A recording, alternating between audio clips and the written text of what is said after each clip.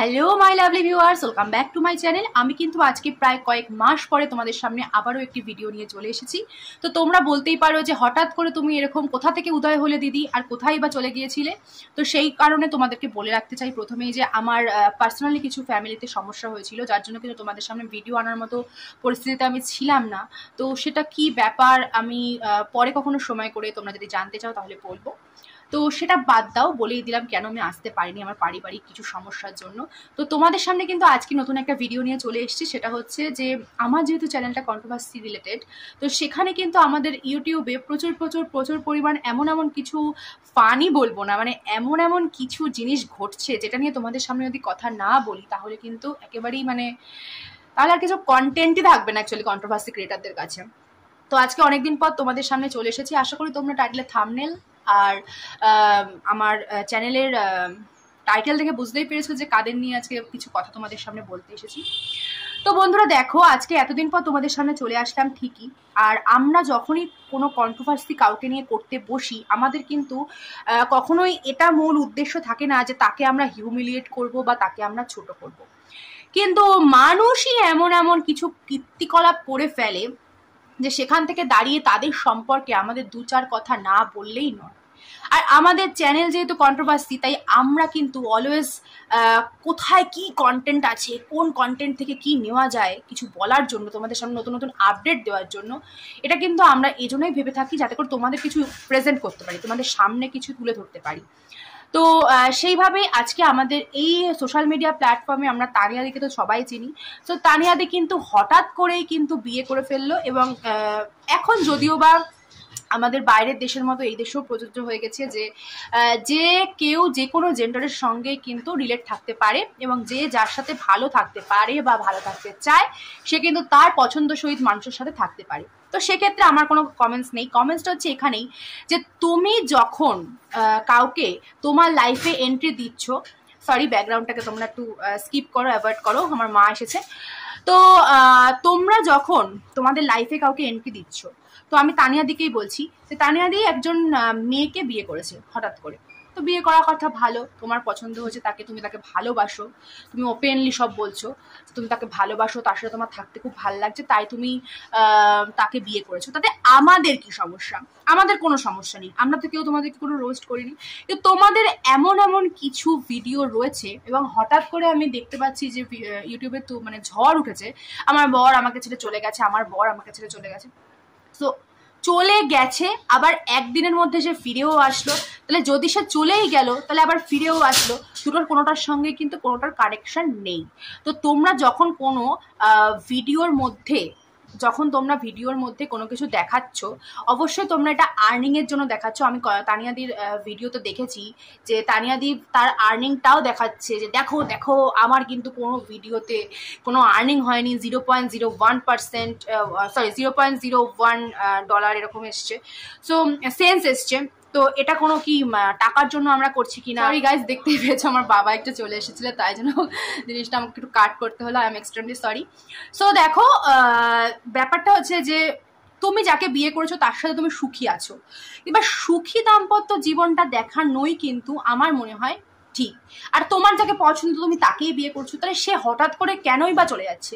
যদি তোমরা আর্নিং এর জন্য এটা নাই করে থাকো, তাহলে সোশ্যাল মিডিয়ার প্ল্যাটফর্মে এসে এত কান্নাকাটি, আবার সেই কান্নাকাটির শুট করা, এই দেখানো সেই দেখানো, আবার লোককে ব্লেম করা, তোমরা বলেছো বলেই আমার বর আমাকে ছেড়ে চলে গেছে, তোমরা বলেছো বলেই এটা হয়েছে, তোমরা না বললে তোমরা এবার হ্যাপি কিনা, এই না সেই না, এগুলো বলার কি কোনো দরকার আছে তানিয়াদি?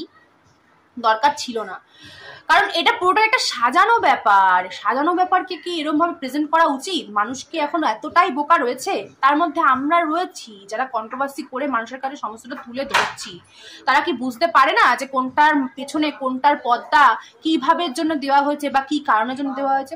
হঠাৎ করে তোমার পর চলে গেল, আবার হঠাৎ করে একটু আগেই 3 ঘন্টা কি 4 ঘন্টা আগে আমি দেখলাম একটা পোস্ট হয়েছে, সেখানে হাসি মজা সবকিছুই হচ্ছে, রেস্টুরেন্টে খাওয়া হচ্ছে, এমনকি লিপ কিসও হচ্ছে।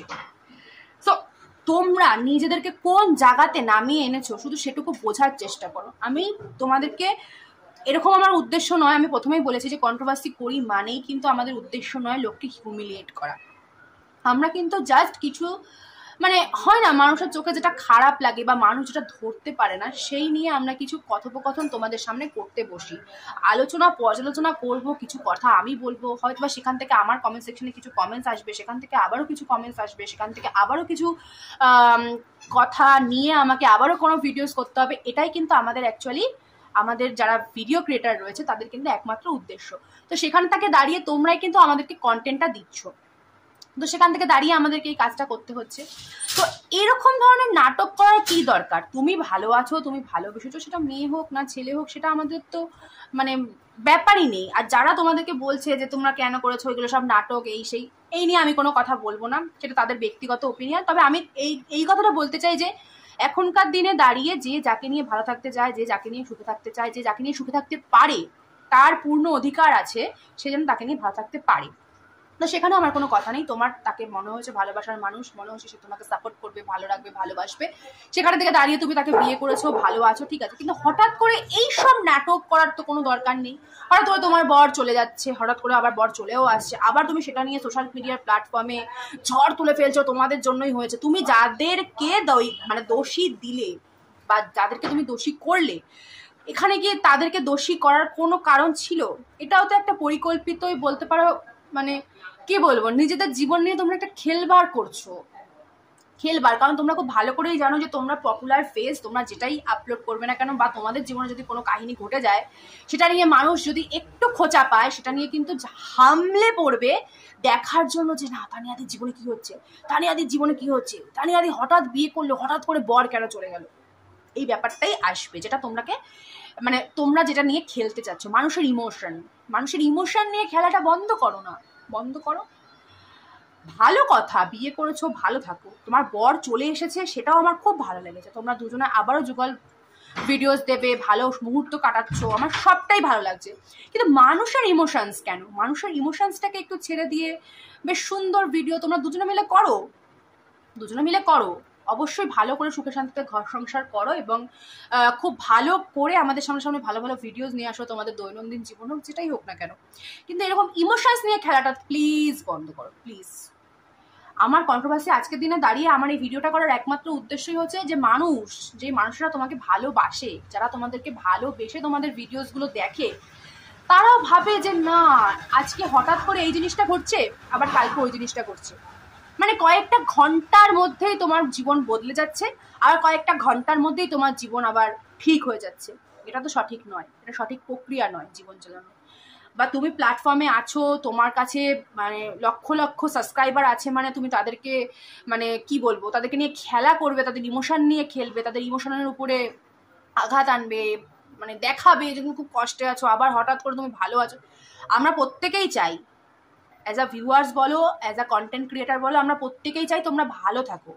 কিন্তু ভালো থাকার মানে এটা নয় মানুষের ইমোশন নিয়ে খেলা। আমি বারবার করে একটা কথাই বলছি, ইমোশন নিয়ে খেলা বন্ধ করে বাদ বাকি তোমাদের জীবনে যা আছে সব দেখাও, যা আছে সব দেখাও, যা যা তোমরা পাচ্ছ।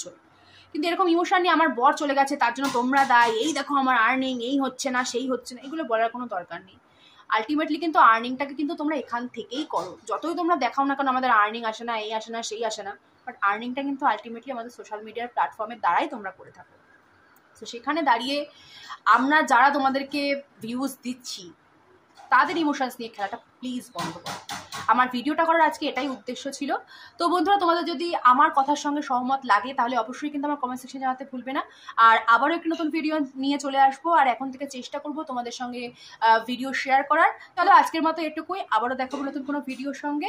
আর যারা নতুন তারা কিন্তু অবশ্যই আমার অ্যাক্টিভ উইথ দ্য চ্যানেলটির সঙ্গে সাবস্ক্রাইব করে জুড়ে যাবে, এবং যারা পুরনো তারা কিন্তু অবশ্যই আমার চ্যানেলটিকে একটু সাপোর্ট করো। আমি অনেকদিন পর তোমাদের সামনে আবারও ফিরে এসেছি।